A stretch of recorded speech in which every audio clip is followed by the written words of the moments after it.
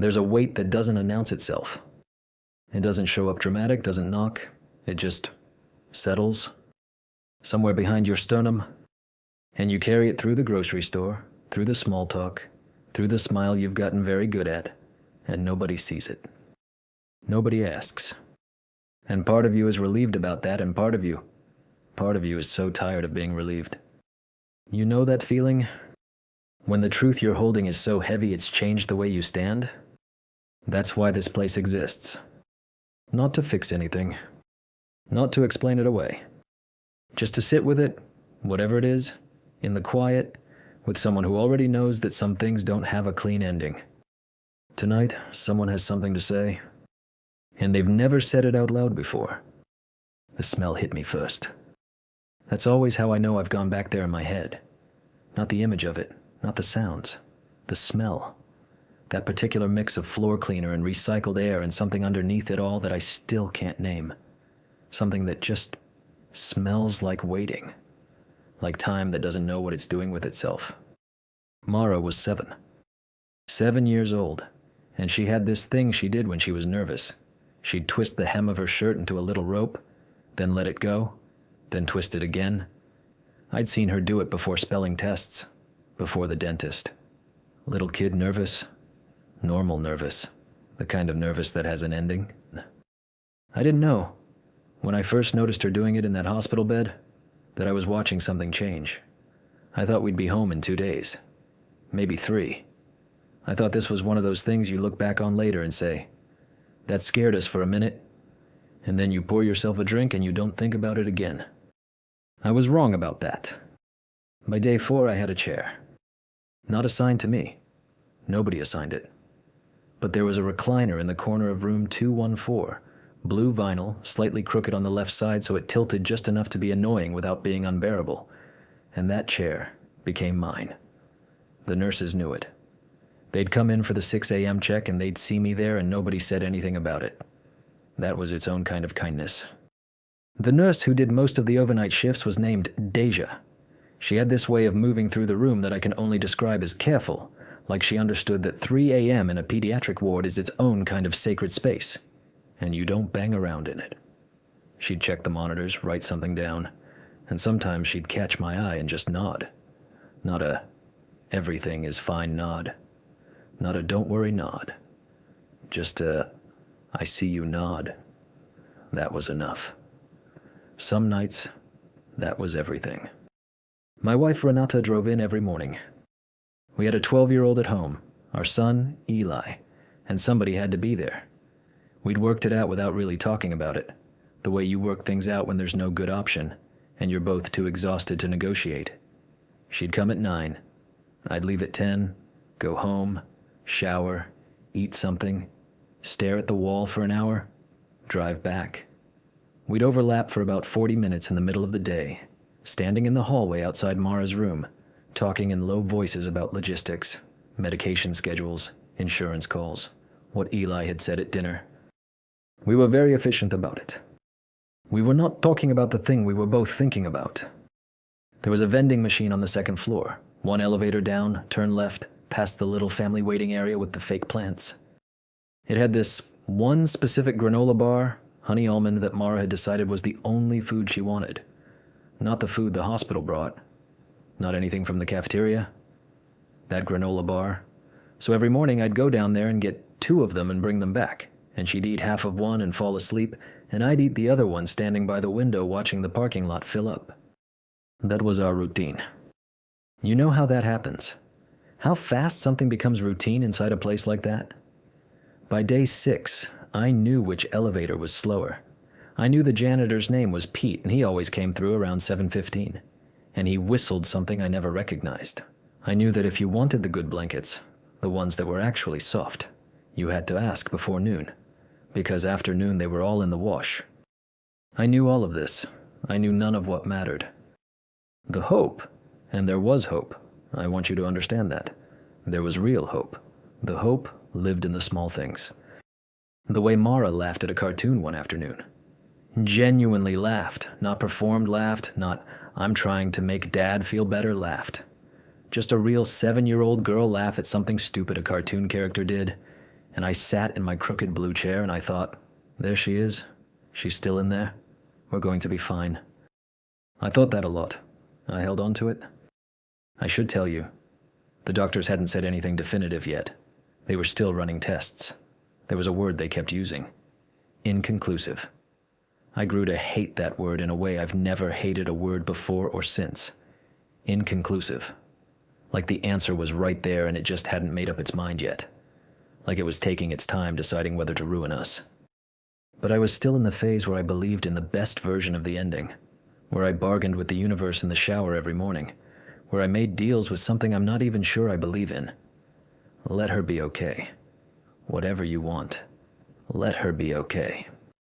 I thought hope was a thing I had some control over. The doctor's name was Vasquez, Dr. Kara Vasquez. She was, I don't know, mid-40s maybe, dark hair pulled back, and she had these reading glasses she'd take off when she was about to say something serious. I noticed that on day 2. The glasses came off, and then the serious thing came. It was her tell. She probably didn't even know she did it. It was the morning of day 9. Renata had come in early that day. I don't remember why, some shift in the schedule, and Mara was sleeping, and we were both in the hallway when Dr. Vasquez came around the corner. Glasses on. And then, as she stopped in front of us, she reached up and took them off. And I felt it. Before she said a single word, I felt it in my stomach, like stepping off a curb you didn't see. She said, and I remember this exactly because you remember these things exactly. She said, I want to sit down with you both. We got the results back this morning, and I think it's important that we talk through what we're seeing. Not good news, not we figured it out, just we need to talk. We went into a small room off the hallway. There was a round table, there were 4 chairs, there was a box of tissues in the middle of the table, and I remember thinking, with a kind of distant clarity, they put that there on purpose. They put that there for us. She talked for a while. She used careful words, the kind of words that are chosen to be kind but still have to carry something unbearable inside them. She said they'd found something. She said it was significant. She said there was a name for it. She said the name, and I heard the sounds of it, but my brain just wouldn't process them, wouldn't let them land. You know that feeling? When someone is talking to you and the words are coming out but none of them are making it through? Like the signal's been cut somewhere between their mouth and whatever part of you actually understands things? That was me, sitting at that table, nodding. Renata asked something. I don't know what. Her voice sounded very far away. Dr. Vasquez said, I want to be honest with you. We have options. There are things we can do. But I also want you to be realistic about what we're facing, and I don't want to give you a picture that isn't accurate. There it was. Realistic, that word. That's the one that got through. I don't know how long we were in that room. At some point I became aware that Renata was crying. Not loudly, just quietly, the way she cries when she's trying not to, like she's holding it in one hand and it's leaking through her fingers. I reached over and I held her hand. My hand wasn't shaking. I don't know why. Maybe I hadn't caught up yet. Maybe my body was still operating on some delay, still back in the version of the morning where everything was inconclusive and therefore still possibly okay. When we walked back to Mara's room, she was awake. She looked up at us and she did the thing with her shirt, twisted the hem into a little rope, let it go, and she said, Is everything okay? 7 years old. Is everything okay? And I said, exhales, I said, Yeah, baby, we're just talking to the doctors. You want your granola bar? She said, Yeah. And I went down to the second floor and I stood in front of that vending machine for probably 4 minutes, not moving, just standing there with a dollar bill in my hand, and the machine humming, and the fluorescent light above me buzzing at a frequency that felt like it was inside my skull. And then I bought the granola bar, and I went back upstairs, and I sat in my chair, and I watched her eat half of it and fall asleep. And I didn't say anything. Because what was there to say? What do you say to a 7-year-old girl who is lying in a hospital bed twisting her shirt hem and asking if everything is okay? You say yes. You say yes every time. You say it until you can't anymore, and then you find a way to say it again. That night, Renata had gone home to Eli. It was just me in the room. Mara woke up around midnight. She did that sometimes. She'd just open her eyes and look around and get her bearings, make sure she was still where she was, make sure I was still there. I was always there. She looked at me from across the room and she said, "Dad, I'm scared." And I said, "I know, buddy, me too." Because what else do you say? What else is there? She nodded, like that was somehow the right answer, like my honesty was the thing she needed. And she closed her eyes again, and I sat there in the dark in my crooked blue chair, and I thought about every moment I'd ever spent worrying about the wrong things, every minute I'd ever wasted being distracted when she was right in front of me, every night I'd been impatient at bedtime, every morning I'd been too busy to actually look at her. I thought I would give every good thing I have, and I knew, sitting there in the dark, in the fluorescent humming quiet, that it didn't work that way, that there was no mechanism for that trade, that love, as enormous as it was, as total and consuming and bone deep as it was, did not come with the power I needed it to have. That's the thing nobody tells you about loving a child. Or maybe they do tell you, and you just can't hear it until you're sitting in a vinyl chair in a dark hospital room at midnight, and the thing you die for is asleep 5 feet away. And there is nothing you can do. Sighs softly. Nothing. It's been a while now. I don't want to tell you where we are exactly, not because I'm protecting myself, I'm past that, but because I think the truth of what I'm trying to say lives in the middle of it, not at the end. The end isn't the point. The point is the chair, the granola bar, the dollar bill in front of the vending machine, the box of tissues on the round table that someone put there on purpose. The point is that I still sleep on my side of the bed, and some nights, I just lie there and listen for sounds I shouldn't be listening for. And Renata knows, and she doesn't say anything, and I don't say anything, and we just lie there in the dark together, not sleeping. The point is that Eli asked me a few weeks ago if I was okay, and he's 12, and I looked at him, this kid, this boy, standing in the kitchen doorway in his socks, and I almost came completely apart. I said, "Yeah, I'm okay." He nodded, the way kids nod when they don't quite believe you, but they love you enough to let it go. I keep thinking about Dr. Vasquez taking her glasses off. I keep thinking, there must be a version of this where I'm not so helpless. There must be something I missed, something I could have done differently, some door I didn't try. Sighs. But that's not how it works, is it? That's just what the mind does when it can't accept the shape of a thing. It keeps measuring the door, looking for a way through, even after it knows the door is solid. Mara still twists the hem of her shirt. She still laughs at cartoons. She still wants the honey almond granola bar. She still wakes up sometimes in the night and needs to make sure I'm there. And I am. I'm always there. That's the only thing I know how to do. That's the only power I've got. And most days, I almost believe it's enough. Some things don't have words yet, maybe they never will, and that's not failure. That's just what wait feels like when it's real. You know, life has this way of not asking permission before it shows you something. It doesn't wait until you're ready. It doesn't hand you a warning. It just sits you down.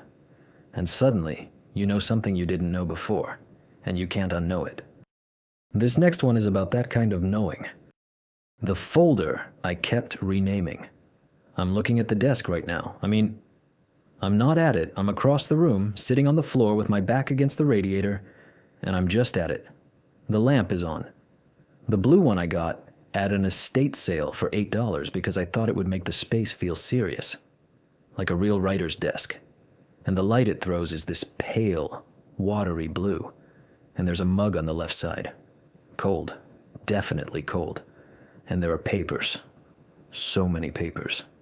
And I've been sitting here for 20 minutes just not going to it. That's where this story starts, I think. Not with the beginning of the project.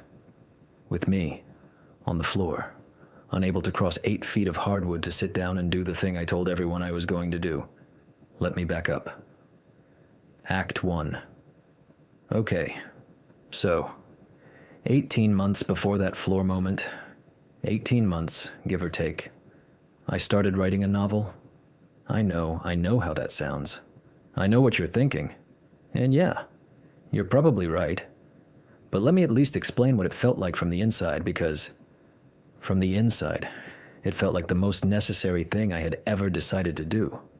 Not brave, not ambitious, like something was going to come loose in me if I didn't get it out. The story was about a woman named Celia. I can say her name now without flinching, mostly, who was a cartographer in the 1890s, mapping coastlines that kept changing. Erosion, tidal shifts. She'd go back to a place she'd documented 6 months earlier, and the shoreline would be different. And she had to decide every single time whether to update the map or keep the original, whether accuracy mattered more than the memory of how a place used to be. I thought I was writing about grief. I found out later I was writing about something else entirely. But that's the thing about writing. You don't always know what you're doing until you're already done, or until you've stopped. My desk was in the second bedroom. The apartment I was renting had this second bedroom that was basically a closet with ambitions. Narrow, one window, and the window faced the brick wall of the building next door. So I got no real light. What I got instead was this: the blue lamp, a string of warm Edison bulbs I'd tacked along the top of the bookcase, and a candle I burned every single time I sat down to write. Cedar and something else. I could never identify the something else, but it was there. Underneath the cedar, something almost like rain. I bought 12 of them in bulk online. The ritual went like this. I'd make tea, chamomile always, because I told myself it helped me think, which is the kind of superstition that only works if you believe it hard enough.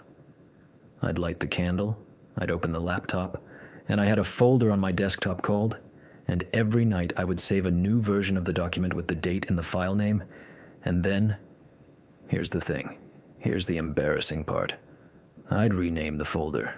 Not every night, but often. I'd rename it something like, and then a week later, and then, as if renaming it would make it more true, more real, more finished. You know that feeling. You know it, I think. Where you've been working on something so long that it stops looking like anything. Where you've read the same sentence so many times, it becomes just sounds, just shapes on a screen, and you can't tell anymore if it's good or if it's garbage or if those two things are even different. That feeling started around month 4. But I kept going. I kept going because I'd told my friend Renata about it. And Renata had this very specific way of looking at you when you told her something you cared about. She'd go very still, and her eyes would get a little wider, and she'd say, not as a question, as an instruction. And she'd said that to me, and I'd told her more. And now it existed between us as a real thing. A thing with a name and a character and a premise, and I couldn't untell her. So I kept going. My best nights were Wednesdays. I don't know why Wednesdays. The week had enough momentum behind it that I wasn't tired yet, or maybe I'd just convinced myself that was true, and it became true. 11 o'clock on a Wednesday, the apartment quiet, the candle going, the blue lamp throwing its watery light across the desk. That was when I felt the most like myself. The most like whoever I was trying to become by doing this. I'd write for 2, sometimes 3 hours, and when I finally stopped, I'd sit back and read the last paragraph and think, I had 240 pages by the time everything broke. Act 2. The breaking didn't happen all at once.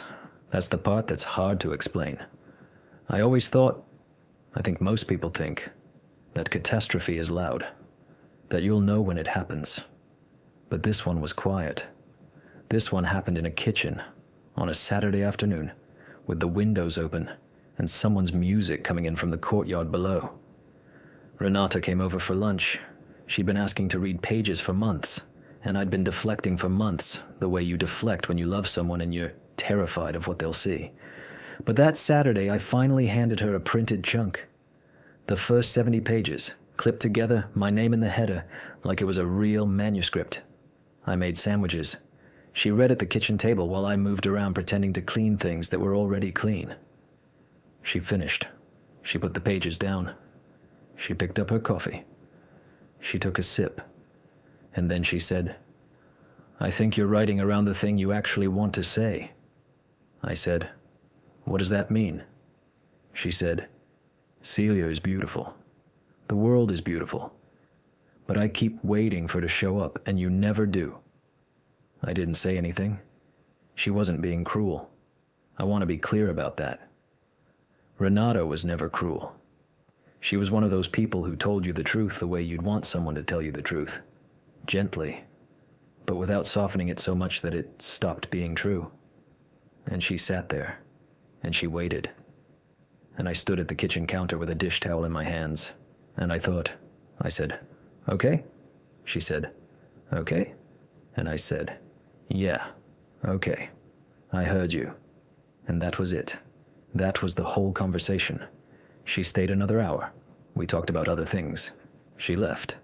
And I closed the door and stood in the hallway for a long time, and then I went to the second bedroom and I sat in the chair and I looked at the laptop, which was closed, and the candle, which had burned down to almost nothing, and the blue lamp, which was just on, throwing its pale light at the wall. I didn't open the laptop that night. I didn't open it the next night either.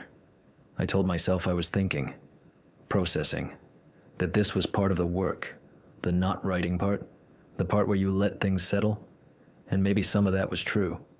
But mostly, I was just not going in there. The candle ran out. I didn't replace it. A week became 2.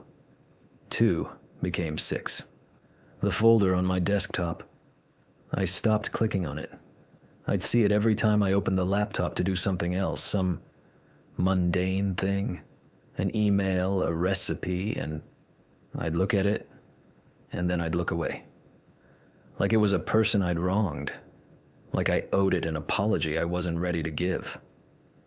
The worst day was a Tuesday in November. It was raining, not dramatically. No thunder, no lightning, just a flat gray rain that made everything look like a photocopy of itself. I sat down at the desk. I actually sat down, which felt like progress. And I opened the folder, and I opened the document, and I read the first page. Just the first page. And I couldn't find myself anywhere in it. I read it like a stranger would read it. And I thought. I closed the laptop. I put it in the closet. I took the blue lamp and I moved it to the living room. I told myself I was reorganizing. I was very convincing. That was the afternoon I almost quit for good. I'm pretty sure that was the afternoon. I sat on the couch and I watched 3 hours of television I don't remember, and I ate cereal for dinner. And at some point I thought, and there was something almost restful about that thought. Almost. Act 3. I didn't quit. Obviously, I'm telling you this, which means I didn't quit. But the not quitting wasn't heroic. It wasn't a montage. It was ugly and slow and full of false starts, and I want to tell you that part exactly right, because I think that part matters. The first false start. I reopened the laptop in December and wrote 4 sentences and deleted 3 of them and then made dinner and didn't go back. The second false start, I told myself I'd start a new project, something smaller, something without all this weight attached to it. I wrote the first paragraph of a short story about a lighthouse keeper. It was terrible. I knew it was terrible while I was writing it. I closed it and didn't save it and felt both better and worse at the same time. The third false start, I emailed Renata and said she wrote back within 10 minutes. She said, I didn't answer her.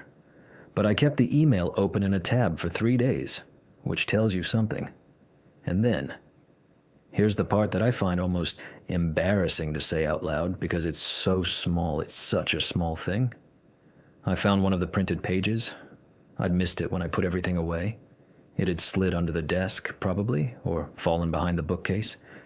And when I moved the bookcase to vacuum in January, I was vacuuming a lot that winter, I should mention, the way people do when they're avoiding something, when they need the feeling of doing. When I moved the bookcase, there it was. 1 page, page 94, face down on the floor. I picked it up and I turned it over and I read it. And it was good. It was not perfect. There were 2 sentences I'd change right now if you handed me a pen. But there was something alive in it.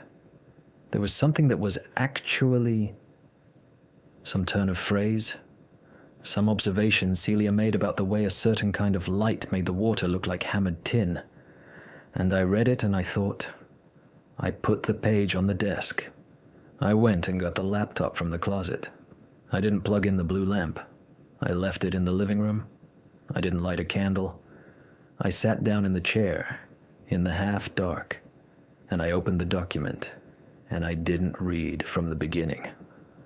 I went to page 94, and I started there, not rewriting, not fixing, just reading forward, looking for the places where I showed up, and marking them, and looking for the places where I'd hidden myself, and asking why.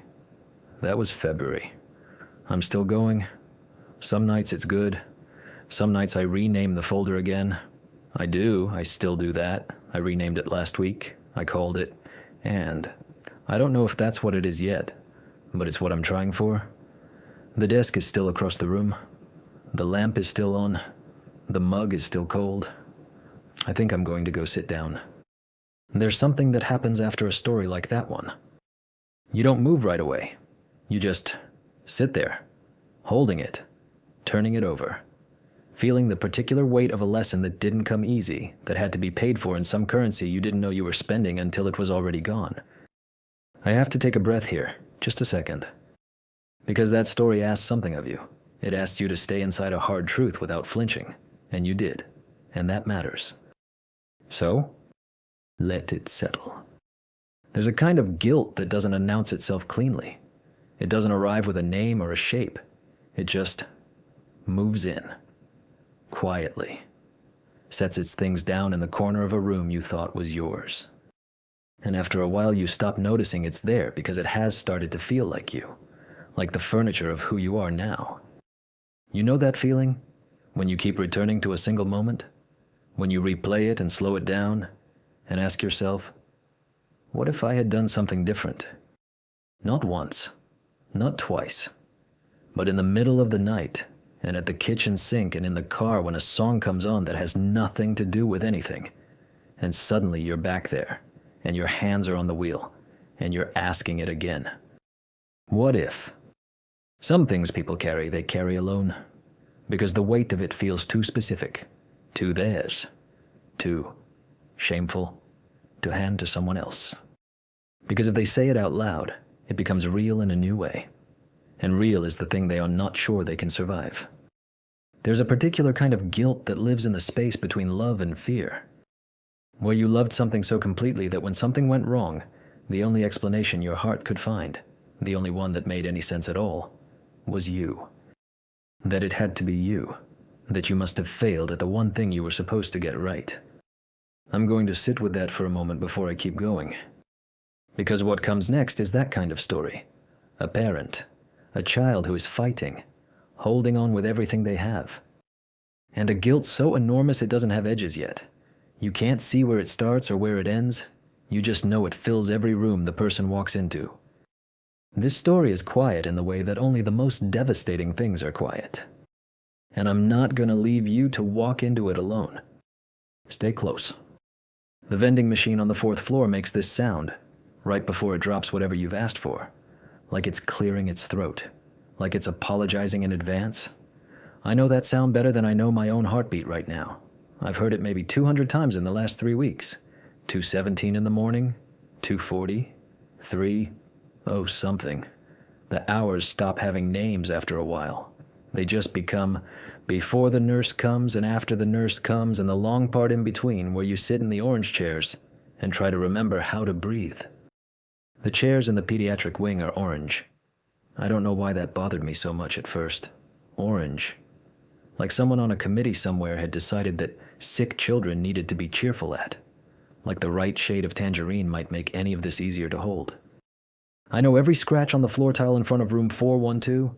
I know that the heating vent above the nurse's station clicks twice before it kicks on. I know that the woman in the room next door, I've never seen her face, only heard her voice through the wall. I know that she hums to her son every night around 10, the same song, over and over. Something slow, something I don't recognize but feel like I've always known. I built a routine. You do that. You build a routine because routine is the only thing standing between you and the version of yourself that doesn't know what to do with their hands. So, 6 a.m., I walk to the bathroom at the end of the hall, and I wash my face with the soap that smells like nothing, and I look at myself in the mirror for exactly as long as it takes to stop being surprised by what I see. Then I get coffee from the machine, the one that clears its throat, and I bring it back to the chair outside her room, and I sit down, and I wait. I drink the coffee even though it tastes like hot cardboard. I drink it because it gives me something to do with my hands. Her name is Lily. She's 9. She has this laugh. She has. Where she kind of snorts at the end if something is really funny. And she always gets embarrassed about the snort. And then she laughs harder at the snort, and it just keeps going. She can't laugh right now. She has a tube in her throat that breathes for her, and the tube makes a sound. Rhythmic, patient, indifferent. And I have learned to sleep to that sound because it means she's still here. It means the machine is still doing what I couldn't, I keep her drawings taped to the wall above the bed. The nurses said it was okay. There are 6 of them. A horse, 2 rainbows, something she told me was a dragon but looks like a very confident dog, a picture of our house with smoke coming out of the chimney even though we don't have a fireplace, and one of just me and her, stick figures holding hands, both of us with enormous smiles that take up half our faces. I can't look at that last one for very long. It was a Sunday. I want you to understand that it was a Sunday, not a dramatic day, not a day that felt like anything was at stake. The kind of Sunday where the light comes in sideways through the kitchen window and everything smells like dryer sheets and old coffee. And you think, this is a good life. This quiet, unremarkable life. Lily had been asking me for weeks about the rope swing. You know the one? Every neighborhood has one, or had one. Strung up over the creek at the edge of the Delacroix property, the old, overgrown lot that nobody had done anything with for years. The kids used it every summer. Every summer I'd said no because the creek had rocks in it and the rope was old, and I'd read too many articles about things that happen when old ropes meet 9-year-olds who don't understand physics. But that Sunday she asked me again, and I was tired. I want to be honest about that. I was tired in that way that's not really about sleep. I'd had a long week at work. I'd had a long month. And she was looking at me with those eyes she has, where she's not quite begging, but she's also absolutely begging. And I thought, she's 9. Kids do this. Kids have always done this. I did this when I was 9, and I'm fine. Just this once. Just this once. We walked down there in the late afternoon, the 2 of us. She was wearing her yellow rain boots even though it hadn't rained in a week, because she liked the sound they made. Thwump, thwump, thwump through the tall grass. She was telling me about a book she was reading, something about a girl who finds a door in her basement that leads to another world, and I was half listening, half thinking about an email I'd forgotten to send, and the light was that particular gold that only happens in September, and it was, genuinely, a beautiful afternoon. Dad, I got it. And she did for a second. She swung out over the water in a big wide arc, boots flying, and she laughed, that real laugh, the one that ends in the snort, and I felt my chest loosen. See? Fine. It's fine. You worry too much. I don't know exactly what happened next. The rope, the angle, her grip. Some combination of physics I will spend the rest of my life trying to understand and never will. She let go, or the rope slipped, or both. And she didn't fall into the water. She fell short of it, and she hit the bank. And there was a sound, and then there was silence. And the silence was the worst sound I have ever heard in my life. I was down the bank before I knew I was moving. Lily, hey, look at me. Dad, my head hurts. She was conscious.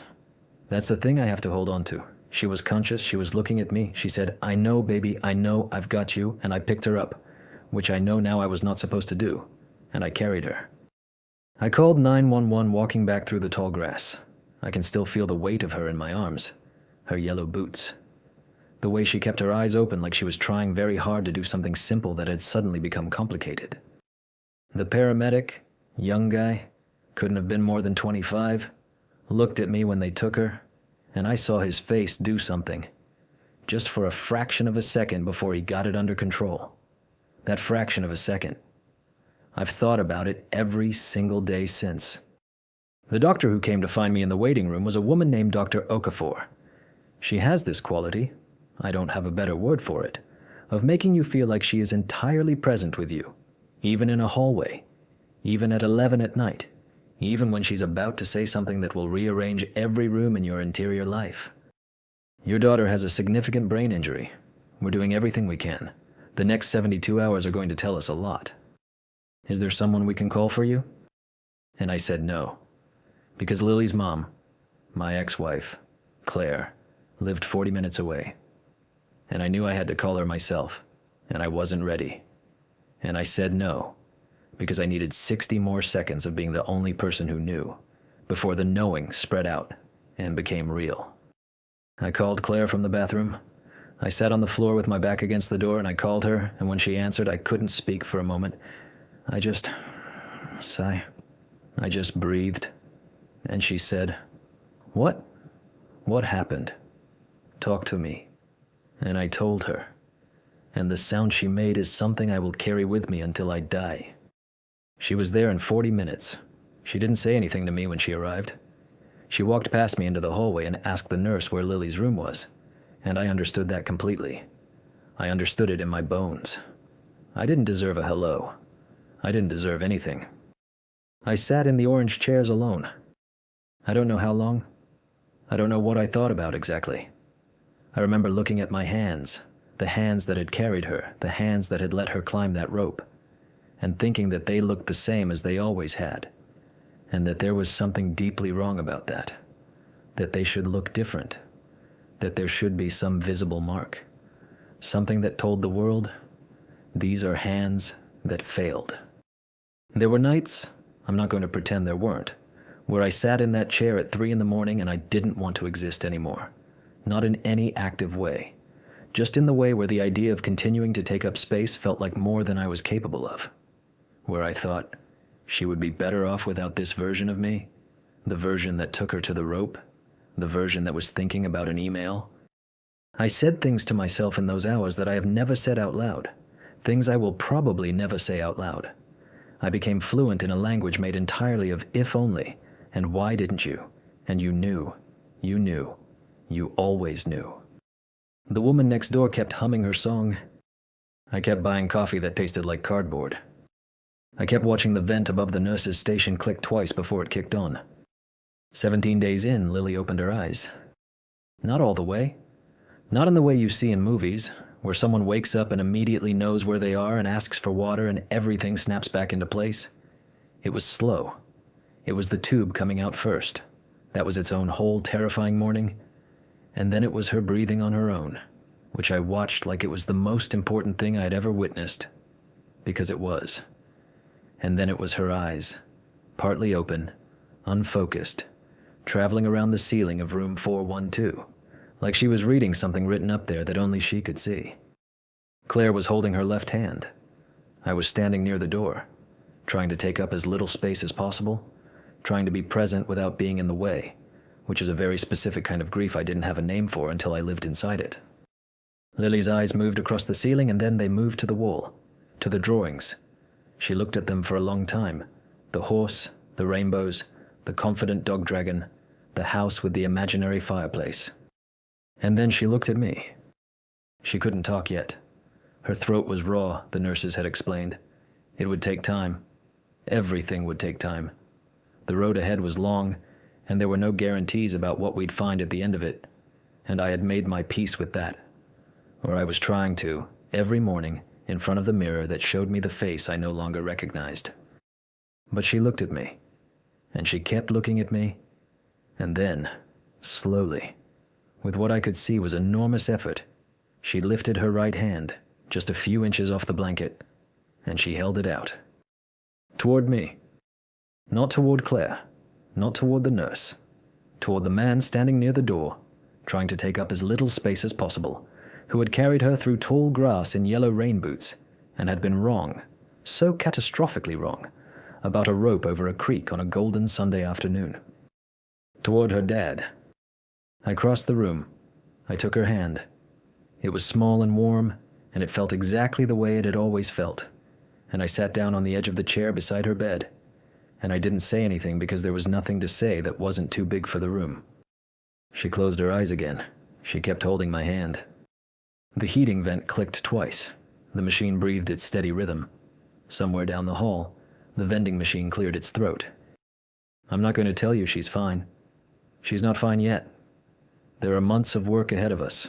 For her, for me, for Claire, for all of us. Learning how to be something new together in the wreckage of what happened on a Sunday in September. There are things she might not get back.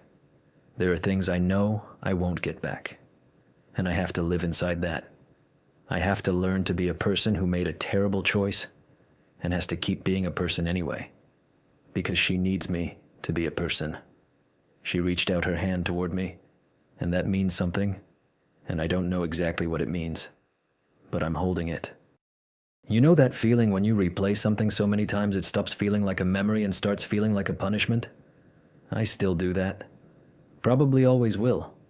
The rope, the arc, the sound, the silence. It lives in me now like a second heartbeat. But she held out her hand. And I'm still here, in the orange chairs, drinking the cardboard coffee, watching the vent, listening to the woman next door hum her song through the wall. And tonight, for the first time, I recognized it. It's You Are My Sunshine. Of course it is. Soft laugh. Of course it is.